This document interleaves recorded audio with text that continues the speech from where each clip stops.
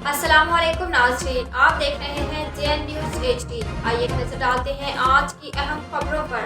तहसील नूरंग के मेयर अजीजुल्लाह खान ने कहा है कि हुकूमत की जानिब से इख्तियारात और फंड्स की अदम फरहमी का हरगिज़ ये मतलब नहीं कि हम हाथ पर हाथ रख कर बैठ जाएं। अगर नीयत साफ और इंसान अवामी खदमत के जज्बे से सरशार हो तो खाली हाथ भी बहुत कुछ किया जा सकता है। जब तक गरीब आवाम की महरूमियों का इजाला ना होगा, चैन से नहीं बैठेंगे। वो यहाँ मतमल आबाद में एक शमूलती तकरीब से खिताब कर रहे थे। इस मौका पर नूरंग के नामी ग्रामी खानदान और मारूफ सियासी समाजी कारकुन मरहूम हाजी ममतल खान के फर्जंदान किस्मतुल्लाह, इकरामुल्लाह और मुनव्वर खान समेत मीर दराज खान, नेमतुल्लाह खान और अताउल्लाह ने अपने खानदान और हामियों समेत जमात इस्लामी में शमूलियत का ऐलान किया।